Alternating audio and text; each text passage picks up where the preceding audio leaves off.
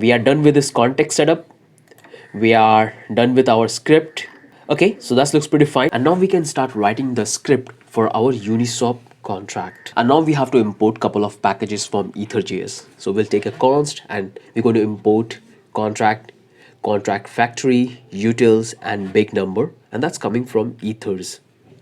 Now we have to import the API, with9 API, which we have taken into our context. So let's import that with9 required, that's coming from context with9 API. So these are the two imports we have. Now let's come here. And now we're going to import the API of the Uniswap contract, which is deployed on the mainnet. So we have already installed those packages. In those packages, we have the APIs and the artifacts, and that's what we're going to import. So let me write it first, and then I will show you that from where we are getting this file. So we'll take a variable called artifact. In that, we're going to take this Uniswap v3 factory. All the network, whether it's mainnet or testnet, they have the same addresses and the same APIs of the contract. So let's import that. We'll say required, and it's coming from Uniswap v3 core. Inside that we have the artifact folder. Inside the artifact folder we have this contract Uniswap v3 factory dot sol. So this is the smart contract, and this is the Uniswap v3 factory JSON. So this is the first import of our Uniswap v3 factory.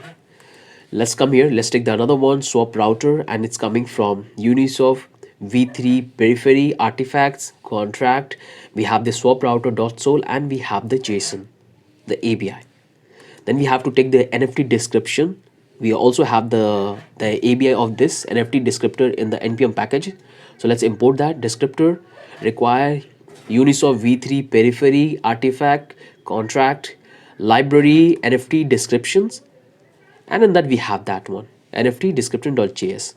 So these are the APIs we have imported. Now let's come down. We have to import one more, non-fungible token position descriptor. And this one is a very important smart contract which allows us to create the liquidity and hold the position. So let's import that. Required Uniswap v3 periphery artifact. Inside the contract we have this non-fungible token position descriptor, and we have the contract, and we have the JSON API. So we have our non-fungible token position descriptor, and now we have to import the non-fungible position manager. We have this coming from periphery artifact contract non-fungible position manager, and the JSON file we have. That looks pretty fine to me. And now we have to take the API which we have imported with9. So this is our artifact. And now let me show you from where we are getting this. So we have these packages. Now if you come to the node modules, inside the node modules we have to get into the v3 core for this Uniswap v3 factory. So if we go to the Uniswap, let's find out the Uniswap. Here we have the Uniswap. Inside the Uniswap we have this v3 core. v3 core. Click on this. Inside that you will have this artifact, and this is the artifact. Inside the artifact we have the contract. So you can see this is the contract we have. Inside the contract we are getting this v3.sol. So if you click on this, inside that we have this JSON file, and this is what we are importing because this is the deployed API of the contract, and that's how we are getting. So you will find all the packages which we have installed right in the npm package of Uniswap. Okay, so if you get any error in the typing, make sure to check the spelling and check the right folder and file structure which we have followed here. So I believe that you guys have understood from where we are getting all of this. So let's start writing the code. Now we're going to take a variable we'll call link library. Inside that we're going to receive the bytecode, and we'll receive the link reference, and we'll receive the library. And this functions I found in the Uniswap documentations, but this function was in the TypeScript, so I converted into a JavaScript. So let's work on this. So we'll take an object.key. Inside that we'll take this link reference, and we'll call this for each. In that we're going to pass the file name, and we're going to simply call object.key. In that we're going to call the link reference, file name, for each, contract name, and inside that we're going to take this if statement. We'll say if library has own property, then we're going to pass this contract name. After that we're going to take this throw error message. If we don't have that, we'll say missing link library name, and we'll pass this contract name. Okay, if you still have any confusion, don't need to worry. It's just a simple library which allows us to give the bytecode of the contract. and the bytecode we're going to utilize it to deploy the contract locally. So just write, if it's not make sense, just write along with me. We'll come here, we're going to take this, and now we're going to create a variable called address. We'll take this utils. Inside that, we're going to call this get address, and we have to pass the library and contract name. Inside that, we're going to take this, call this to lowercase, then we'll call this slice to, we'll call the library reference. In that, we're going to pass the file name and the contract name, and we're going to run a for each, and we'll give the start and the length data. So we'll take a variable, we'll say start2, and we'll say 2 plus 2 start multiply by 2. Again, I'm telling you that I'm not coming up with this. This is all there in the documentation, but it was in the TypeScript, so I converted into a JavaScript variable. Now we take another variable, we'll say const length 2, and we have to take this length multiply by 2. This will give us the length. Now let's come here. We're going to take a bytecode, and that's bytecode. We have that bytecode. We'll say slice, and we have to get the starting, and we have to take provide the length concat, and we're going to pass the address, and we'll come here, we're going to take concat, and we're going to pass the bytecode, and we're going to slice it down from to start and length, and then we provide the length of the bytecode. Hope this makes sense to all of you. Close all this. Now let's come here, we're going to simply return the bytecode from this entire functions. I hope this entire function makes sense. What we are doing, we're going to pass the bytecode, link reference, and the library. It's going to return the bytecode, and the bytecode we're going to use to deploy the contract locally. Okay, it's just a simple library. So hope this makes sense. Writing the codes for, we'll take a async function. This will say main, and this is the function we're going to initialize to get the data. So we'll say const, in that we're going to take this honor, and this honor is coming from ether.get signer. So the first contract, so the first address of the hard hat, it becomes the honor. We're going to take this with, and we're going to call the contract factory, and in that we have to pass the artifact. Inside the artifact we have this with9 ABI. We're going to pass it, and we have to pass the artifact of with9 bytecode. Inside that we have the bytecode, and we have to pass the honor, and this will give us the contract. Hope this makes sense. Now take another one. We'll say with.deployed, and in that we're going to take this factory. We'll call this new factory, and here we have to get the factory contract. So we have already imported the ABI, so v3 factory ABI, and here we have to provide the artifacts, which is a bytecode. We'll pass the bytecode, and now we have to pass the honor. Okay, so this is the factory contract, we got it. Now come down, and we have to create the factory, and then we have to simply deploy this contract, because we have the ABI, we have the honor, we have the bytecode, and we are deploying this factory contract one more time locally. So we have to call this deploy function. So the factories got deployed. Now we have to click this swap router. So we already have the swap router contract, and that's what we're going to deploy it now. First we'll get the contract, and then we'll deploy it. So it's pretty simple. Follow the same thing. Contract factory, and we have to pass the artifacts ABI, swap router ABI, and we have to pass the bytecode, and we have to pass the honor. This looks pretty fine to me. Close this one, come down. We're going to take this swap router, and we're going to simply deploy this one, swap.deployed. And that we're going to simply pass the factory.address with address, because this swap router needs two things. It needs the factory, and it needs the ether address with address. So that's the two data we have to pass into this to make our swap router work. So it's got deployed. Now let's come here. We'll take this NFT descriptor, and we're going to call the contract. So we'll say contract factory, and we have to pass the ABI, which is inside this NFT descriptor.abi, and we have to pass the simple bytecode, and we have to pass the honor. So this is the NFT descriptor, and we have to simply deploy it. We'll say NFT descriptor, we'll await NFT descriptor.deployed. We have deployed our NFT descriptor. We'll come down, and here we're going to take a variable, say link library. So the library we have created on the top, we're going to call this library, and in that we're going to pass the data, and it will return us the bytecode. So we'll say link by code. Here we're going to call link library. Inside the function we have to take an object, and it's good, we'll say bytecode, and the bytecode we have inside the artifact. We'll say non-fungible position descriptor, and we have the bytecode. So this is the first. Let's come here, take another one, link reference, and it's going to be an object. So inside that we'll take this name, NFT descriptor, because you can see in the library we are looking for the file name. So that's why we have to give the name of the file. And here we're going to provide the data. So we'll provide the NFT descriptor.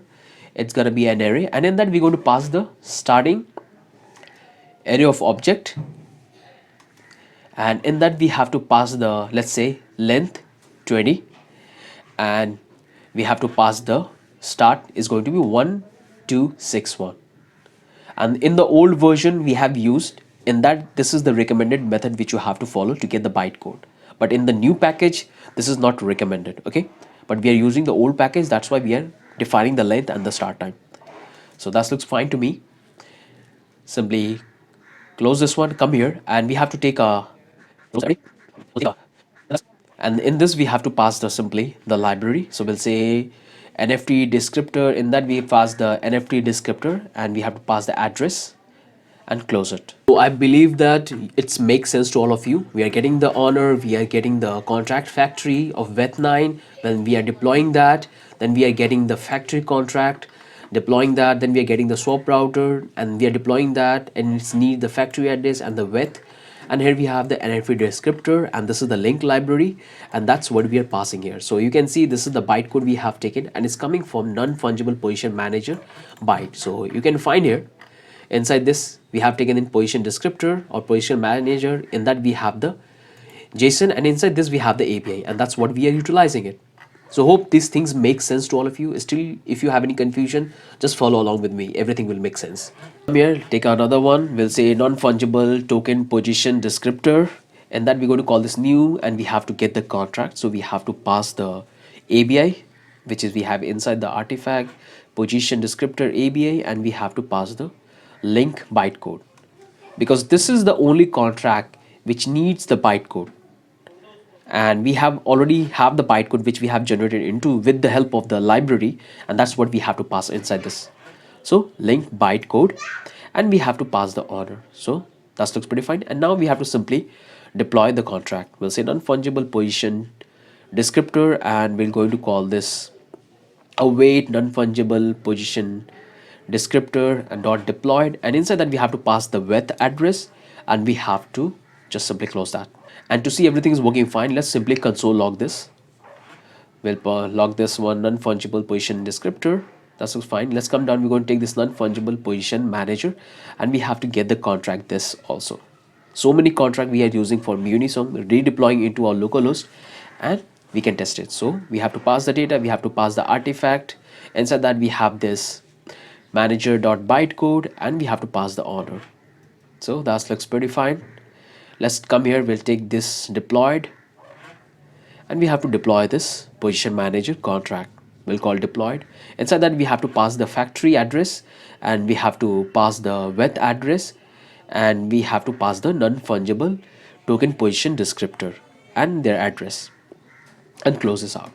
You can see that whatever contract we are utilizing, all the Uniswap contract, they are dependent on one another. Okay, so order is very important. The order we have followed, make sure to follow the same order if you really want that your code should work. So order is very important. So that looks fine, and now what I'm going to do, I'm going to simply console log out all the addresses we will get of this contract when we deploy that, because those addresses we need in the other scripts. So let's simply create the script for that. So we'll say console.log, we'll say with address, and here we're going to pass the with address. Now we have to do the console log, and here we're going to take this factory address which is coming from factory address, and then take this console.log, we have this swap router address, and it's coming from the swap router address, and it's coming from another one, we'll have this non descriptor address, and it's coming for NFT descriptor dot address. Then we'll take another one, we'll have the our position descriptor address, and this is coming from non-fungible token position descriptor address. Close this one. Now let's take the another one, we'll have this we have the position manager descript address, and it's coming from non-fungible position manager, and we have the address. So all the contract which we are deploying, we have the data of the deployed contract in each of these variables which we have defined above, like swap router, NFT descriptor. In that we have the data, and from that we are accessing the address. I believe that this is nothing new to all of you. Okay, because so far you guys have deployed so many contract, because so far we have deployed so many contract in this project. So we have all the addresses. Come here, we're going to create the script. So this is the script which you have to run for deploying this contract. So let me type this npm hard at run, and we're going to deploy this to the local network. So we'll type local network localhost, and here we have to go into the script folder. Inside the script we have this uniswap contract.js, and this is the script we have to run in the terminal to deploy our this script into our localhost. Okay, and I'm giving this comment so you guys can take the reference. And here we're going to build the main function, because we have created the function and now we have to call the functions. So we'll say main.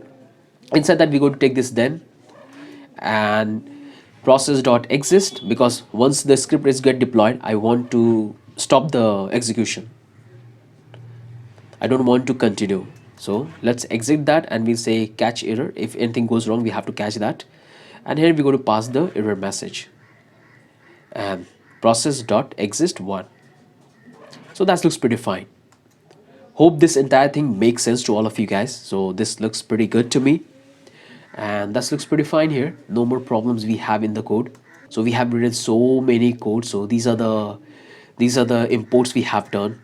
We have the artifacts, we have the link libraries, we have this function we have created. Now we have the main function. Inside that we have this contracts, all the contracts we have created. This is the library bytecode, this is the non-fungible position descriptor, and here we are consolely logging the all the address of the deployed contract, and this is the script we have written. So it looks absolutely fine. Now we can deploy this contract, the script we have written. Open up your terminal and make sure to split your terminal.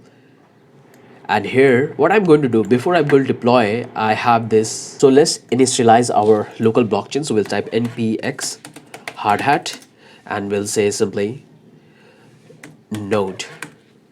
This will initialize the local blockchain into our terminal so we can test our contract look. And you can see that the sound is in the background because I am having constructor right in my apartment, so there is a lot of noise. So that looks pretty fine. Our local blockchain is running, and let me clear the terminal. And first thing we have to do is that we have to clear the artifacts. So if I come here, we have opened our node modules. They have so many folders into that. Okay, there is so many things here. We have the artifacts, so we have to first clear this.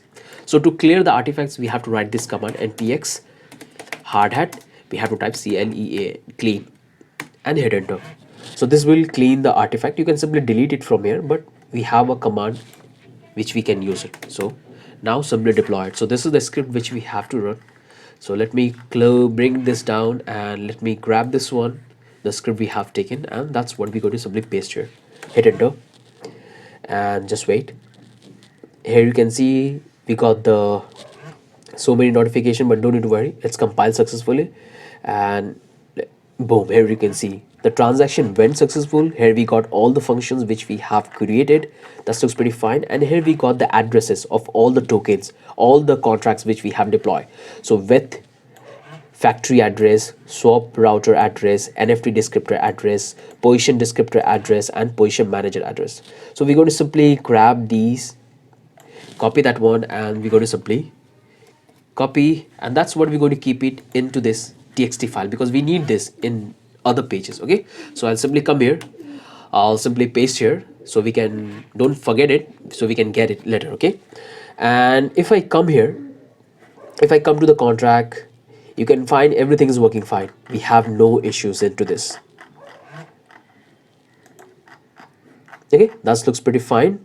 Or if you want to play around with these functions which we have created, so what you can do, you can simply console log out and see what data you're getting, like in this or in the NFT description or in the library bytecode. So you can console log out the data and you can check from your end, but I'm not going to do it because these are the pretty simple things.